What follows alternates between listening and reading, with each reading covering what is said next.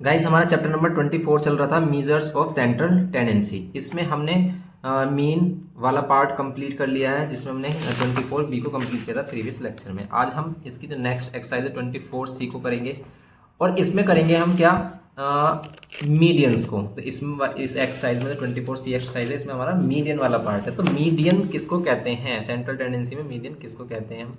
तो हमने मीन देखा कि मीन हमारी क्या होती है, एवरेज वैल्यू ये होती है।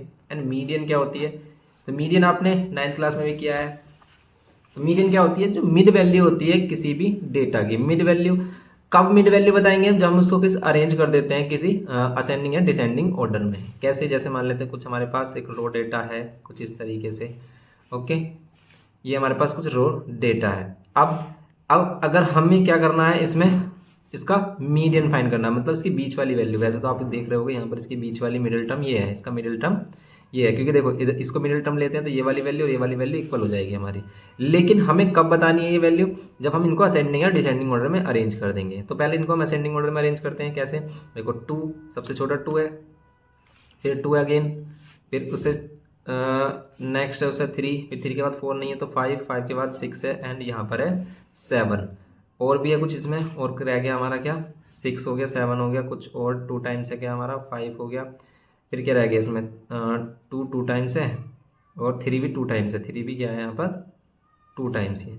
अब अगर हम इसमें मिडिल टर्म देखें इसका, तो आप आसानी से बता दोगे कि क्या है इसका मिडिल टर्म, ये 3 है, क्योंकि 3 इधर पार्ट है 3 इधर पार्ट है। लेकिन अगर ये क्या है हमारा, अगर ये क्या है हमारा ओड है, ये ओड नंबर ऑफ टर्म्स हैं, तब फॉर्मूला इसलिए क्या बनता है हमारा कि ओड टर्म्स है ये।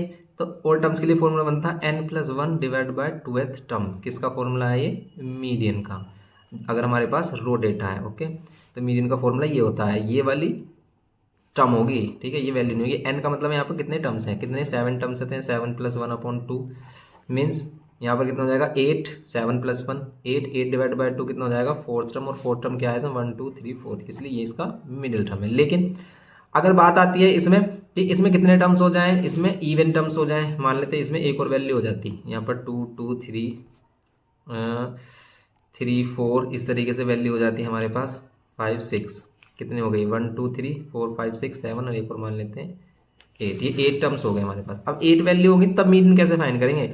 अगर आपने इसे मीडियन लिया, मिडिल टर्म लिया, तो इधर 3 होंगे इधर 4 होंगे, इधर नहीं ले सकते। अगर आपने 4 को लिया तो इधर 4 टर्म्स हो जाएंगे, इधर 3 टर्म्स हो जाएंगे, तो यहाँ पर प्रॉब्लम आ रही है। तो इसके लिए इसने क्या सॉल्यूशन बताया कि इसने कहा कि दोनों जो मिड वाली वैल्यू है, 2 वैल्यू ऐड कर लो इसमें मिड की, ठीक है, मिडिल टर्म 2 ऐड कर लो। लेकिन अब इनमें से एग्जैक्ट किसको बताएं, तो दोनों में से किसी को मत बताओ, इन दोनों का एवरेज ले लो बस। इसको प्लस करो, दोनों को प्लस करो, 2 से डिवाइड कर देंगे क्योंकि 2 ही टर्म्स हैं। तो इसके लिए फॉर्मूला क्या बनाया इसने, तो फॉर्मूला क्या बनाया, n/2h टर्म।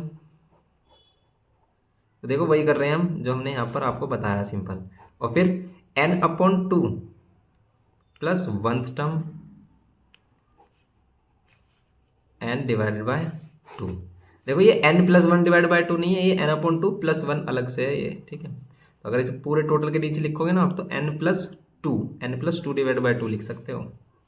n/2 अगर ये 8 है तो 8/2 4th टर्म हो जाएगा, एंड यहाँ पर ये 8/2 और +1 ये हो जाएगा, और डिवाइड बाय 2 ये कितनी वैल्यू हो जाएगी 4th टर्म, और ये कितना हो जाएगा 4 + 1 5 5th टर्म, ठीक है। ये वैल्यू नहीं है, ये इनके टर्म की वैल्यू रखनी है यहाँ पर हमें, डिवाइड बाय 2। तो 4th टर्म क्या है हमारा, 4th टर्म है ये, और 5th टर्म है ये, तो 3 + 4 डिवाइड बाय 2 कितना आएगा 7 डिवाइड बाय 2। तो इसका जो मीडियन होगा ना वो होगा 3.5। ओके, तो आप कह रहे होगे 3.5 तो कहीं आई नहीं इसमें, लेकिन हम इसका एवरेज लेंगे यहाँ पर। ओके, ये इसका मीडियन हो जाएगा। ये है रो डेटा के लिए सिंपल, आप इस तरीके से करते हो क्वेश्चंस को। तो ये क्वेश्चंस, ये वाले जो फॉर्मूला है वो कहाँ कहाँ यूज़ होगा हमारा, इस तरीके से रो डेटा होगा। लेकिन रो डेटा तो बहुत कम देता है वो, तो वो टेबल में बनाता है। अब टेबल में भी 2 टाइप के टेबल है, एक ग्रुप टेबल है, एक अनग्रुप टेबल है। तो हम अगर अनग्रुप की बात करें तो अनग्रुप टेबल में इसका जो आंसर होता है, इसका जो फॉर्मूला होता है वो क्या होता है देख लेते हैं। उसमें भी हमें यही करना है, लेकिन इसमें हम क्या करेंगे CF फाइंड करेंगे। इसका क्या करेंगे, CF फाइंड करेंगे। कैसे, कि मान लेते हैं हमारे पास कोई क्वेश्चन है, ये 4 6, यहाँ पर इसकी क्या है क्लास मार्क है, अनग्रुप डेटा है, और यहाँ पर क्या है इसकी फ्रीक्वेंसी, कुछ इस तरीके से। अब यहाँ पर क्या 46, ये एग्जाम्पल, ये हमारा एग्जाम्पल नंबर क्या है, ये 18 है। बुक का ही एग्जाम्पल नंबर क्या है, ये 18 है ये वाला, ठीक है। तो यहाँ पर अगर वैल्यू रख रहे हैं हम, ये 50, ये 52, 53, 54 एंड 55। ओके, फ्रीक्वेंसी दे रखी है हमें क्या, 7, 5, 8, 12, 10 एंड 2, 1। अब इसमें फाइंड करते हैं हम सी एफ। सी एफ क्या होता है, सी एफ होता है कॉम्युलेटिव फ्रीक्वेंसी। कॉम्युलेटिव फ्रीक्वेंसी हमने फाइंड करना बताया था आपको 23 चैप्टर में भी। तो 7, पहला 7 लेते हैं, 7 + 5 यहाँ पर कितना हो जाता है 12, 12 + 8 20, 20 + 12 32, 32 + 10 42, 42 + 2 44 और 44 + 1 45। ठीक है, ये वैल्यू है हमारी सी एफ की, ये हमारा कॉम्युलेटिव फ्रीक्वेंसी। नाउ अब हम क्या कर सकते हैं इसमें, ये कॉम्युलेटिव फ्रीक्वेंसी हो गई हमारी। अब हम क्या करेंगे इसमें, कॉम्युलेटिव फ्रीक्वेंसी के बाद क्या करना होता है। अब देखो इनका सम कितना आ रहा है, इनका सम आ रहा है 45।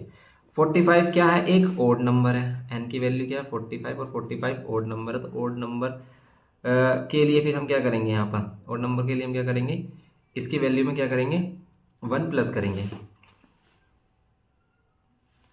तो ओड वाले का तो सिंपल फॉर्मूला क्या है कि सिर्फ ये 2 से डिवाइड होना चाहिए। तो ओड वाले के लिए मीडियन का फॉर्मूला क्या है, n+1 divide by 2th term. ये टर्म लेते हैं हम, n की value 45 + 1, 45 + 1 46 divide by 2, 2th term. ये कितना आ जाएगा 23, 23rd टर्म आ जाएगा ये हमारा 23rd टर्म। और 23rd टर्म देखेंगे इसमें कहाँ लाई करेगा हमारा, 23rd टर्म लाई करेगा कहाँ पर हमारा, देखो 20 से 32 के बीच में। देखो इसका मीनिंग क्या है यहाँ पर, इसका मीनिंग ये है कि 20 तक जो वैल्यू आएंगी ना उसमें 50 आ रहा होगा।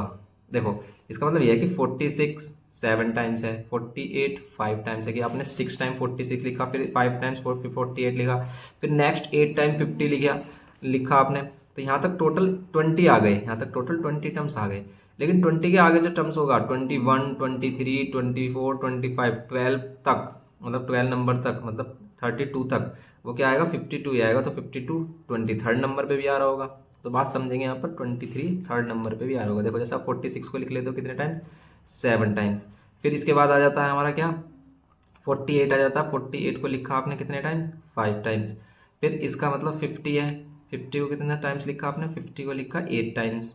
ओके, तो यहाँ तक हमारे जो नंबर है ना वो 20 नंबर आ रहे हैं। ठीक है, 20 टर्म्स आ रहे हैं, 20 टर्म्स आ रहे हैं यहाँ पर।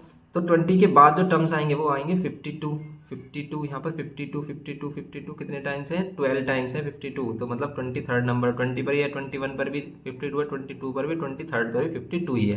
तो इसका क्या आएगा हमारा मीडियन में क्या आएगा 52 ही आएगा। तो यही तो मीनिंग है स्टेबल का। ओके, तो ये है, क्योंकि आप इसे रो डेटा की तरह लिखोगे तो बहुत काफ़ी बड़ी वैल्यू हो जाएगी, 45 नंबर्स हैं, इसको इतना सारा लिखना पड़ेगा, तो इसलिए हम इसका टेबल बना लेते हैं बस।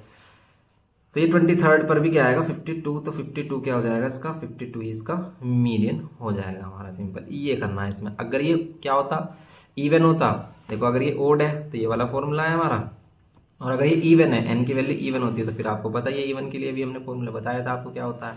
तो इवन के लिए क्या होता है हमारा सिंपल, इवन के लिए हम क्या कर देते हैं n +2,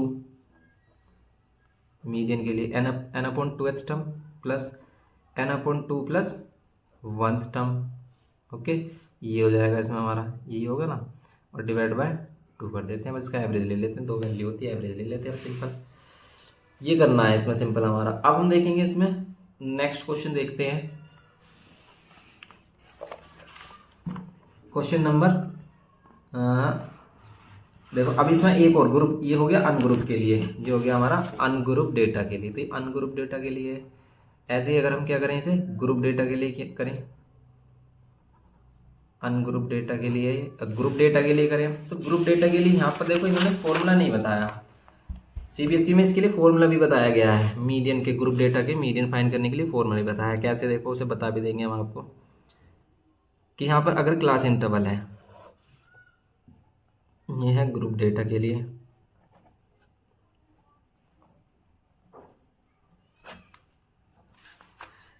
ये है हमारे पास ग्रुप डेटा के लिए CI 0 से 10 है, अगर यह 10 से 20 है, 20 से क्या है 30, 30 से 40 और 40 से 50 और 50 तक है ये 40 30 30 तो लिखा ही नहीं हमने, 30 से 40 और 40 to 50 यहाँ पर होगा ना ये। अब इसमें फ्रीक्वेंसी देखेंगे तो 5, 7, 10, 8 एंड 5। फिर इसमें हम सी एफ ही फाइंड करते हैं। इसमें भी जब कभी भी आपका ये इस तरीके से मीडियन फाइंड करने के लिए आएगा तो सी एफ हमेशा ही फाइंड करेंगे हम। तो यहाँ पर 5, 5 और 7 12, 12 और 10 22, 22 और 8 30 और 30 और 5 35। ये बुक में तो कैसे बताया गया है कि आप इसका ओगिव कब बना लो, इसे हम लेस देन ओगिव कहेंगे। यहाँ पर कैसे ओगिव कब कैसे बनता है? ओगिव कर्व बनाने के लिए हमें क्या करना होता है, उसकी अपर लिमिट, क्लास इंटरवल की अपर लिमिट और सी एफ वाली वैल्यू लेनी होती है।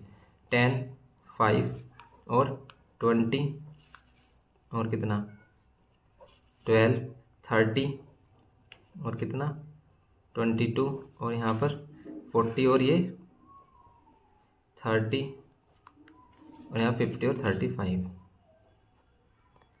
ये वैल्यू ले लेंगे हम यहाँ पर।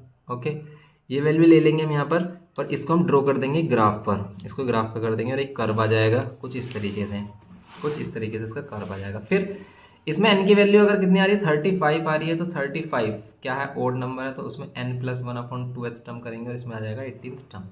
ठीक है, तो इसका जो 18th टर्म होगा हमारा, जो इसका 18th टर्म होगा वो फ्रीक्वेंसी वाले पार्ट में, फ्रीक्वेंसी इधर बनाई हमने तो फ्रीक्वेंसी पे 18 जाएंगे और 18 पर एक स्ट्रेट लाइन, यहाँ पर एक हॉरिजॉन्टल लाइन बनाएंगे।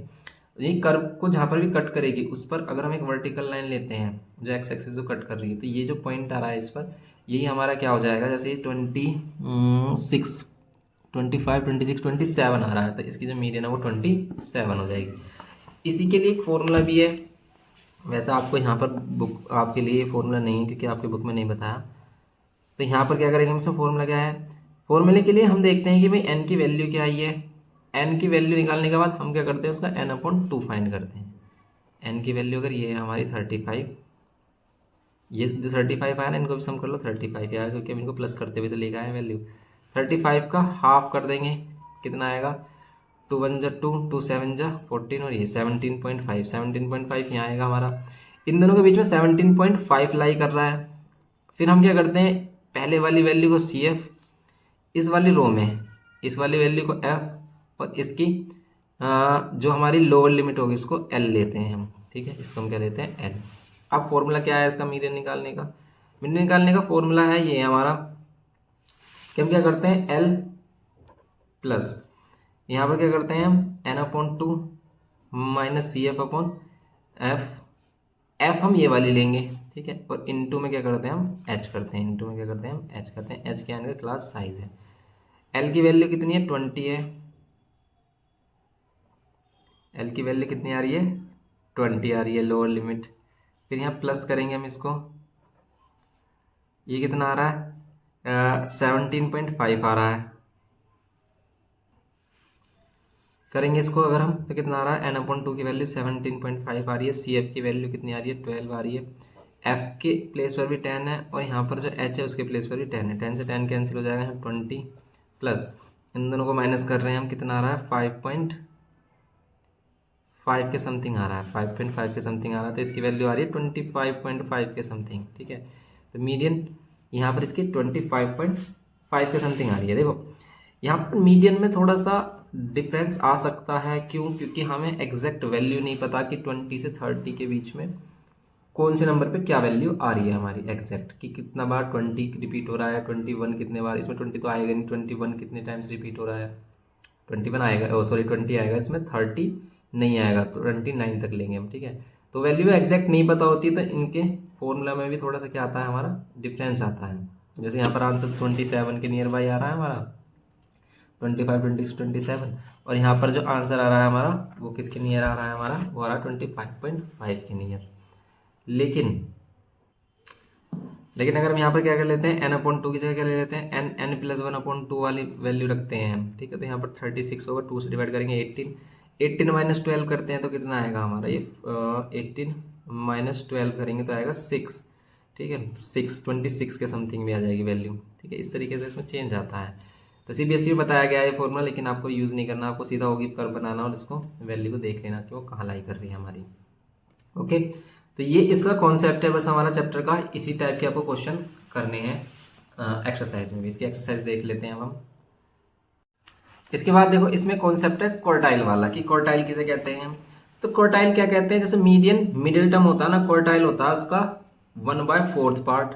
1/4 पार्ट में भी आपको 2 पार्ट देखने हैं यहाँ पर क्वार्टाइल के लिए। क्या कि क्वार्टाइल में हम देखेंगे यहाँ पर कि अगर हमारे पास कोई डेटा है उसके 4 इक्वल पार्ट कर दें हम, एक मिडिल पार्ट कर दिया हमने, अब 2 पार्ट इनके यहाँ पर कर दिए, तो ये जो ये वाला पार्ट होगा, ये वाली जो टर्म होगी, ये रिप्रेजेंट करेगी इसके लोअर क्वार्टाइल को, इसे कहेंगे इसका लोअर क्वार्टाइल और इसे कहेंगे इसका अपर क्वार्टाइल। ओके, और इन दोनों का जो डिफरेंस आता है उसको कहते हैं इसका इंटर क्वार्टाइल। बस इतना सा कॉन्सेप्ट है। लेकिन वही है कि फॉर्मूला हम क्या यूज करेंगे कि अगर एन क्या है हमारा, एक एन क्या है हमारा, इवन है। अगर एन क्या है हमारा, इवन है, ओड लेवल है, तो पहले हम क्या कर लेते हैं, इसमें इवन वाली वैल्यू ले लेते हैं। अगर ये इवन है, एन की वैल्यू अगर इवन है, तो हमारा फॉर्मूला सिंपल क्या लगेगा, एन अपॉन फोर्थ टर्म किसके लिए, लोअर क्वार्टाइल के लिए।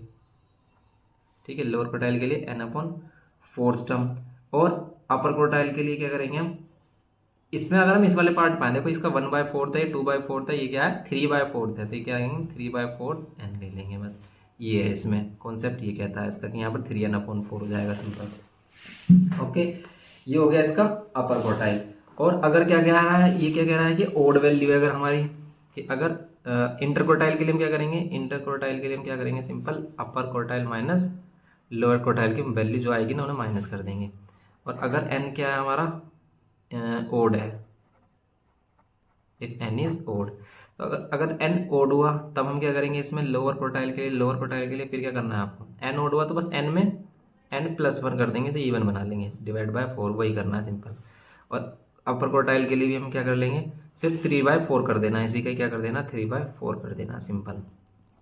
और इंटर क्वार्टाइल के लिए फिर इन दोनों को माइनस कर देंगे, जो भी इनका आंसर आएगा इन दोनों को माइनस कर देना, इसका इंटर क्वार्टाइल हो जाएगा। बस यही कॉन्सेप्ट है इसका, और कुछ भी नहीं है इसमें सिंपल। अगर हम इसका कोई एग्जाम्पल ले लेते हैं कि हमारे पास ये कुछ इस तरीके से डेटा है 2, 9, 11, 13, 15, 17, 19, देखें इसमें कितने टर्म्स हैं, 1, 2, 3, 4, 5, 6, 7, 7 टर्म्स हैं। एन क्या है, 7 है, 7 क्या है, ओड है, तो ओड के लिए ये यूज़ करेंगे। इसका जो लोअर क्वार्टाइल होगा वो क्या होगा, 7 + 1/4 मीन्स 8/4 मीन्स 2th टर्म, या फिर कह सकते हैं सेकंड टर्म जो होगा इसका।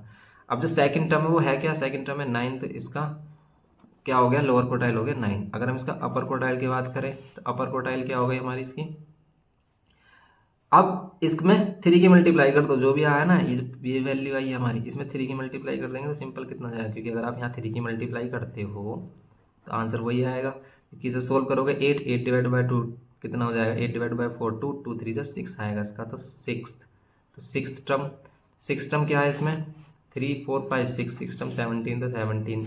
अब इसका अगर हमें इंटर क्वार्टाइल फाइंड करना है तो हम क्या कर देंगे, दोनों को अपर quartile minus lower quartile, 9 minus कर दो, 17 - 9 कितना आ रहा, 8 क्या आ गया इसका इंटर क्वार्टाइल रेंज आ गई हमारी सिंपल। ये देखो लोअर क्वार्टाइल को हम Q1 से रिप्रेजेंट करेंगे और इसको Q3 से रिप्रेजेंट करेंगे। ये भी आप ध्यान रखना कि अगर वो Q1 या Q3 दे रहा है तो इसका मीन्स आप समझ जाना ये क्या है इसका लोअर क्वार्टाइल और ये क्या है इसका अपर क्वार्टाइल है सिंपल। ये इसके यहाँ पर रिप्रेजेंटेशन है Q1 और यहाँ पर इसकी क्या है Q3 कहते हैं इसे। ये हो गया। अब हम क्या करेंगे यहाँ पर सिंपल आगे चलते हैं इसमें। अगर ये वही है कि अनग्रुप के लिए तो ये होगा, ग्रुप डेटा में आ जाए तो फिर वही हम इसका क्या बनाएंगे, इसका ग्राफ बनाएंगे और ग्राफ बनाकर उसको क्या कर लेंगे, देख लेंगे। तो ये क्वेश्चन हम क्या करेंगे एक्सरसाइज में कंप्लीट करेंगे। ये इसका इंट्रोडक्शन पार्ट था हमारा। ओके, तो इसकी एक्सरसाइज पे चलते हैं अब हम।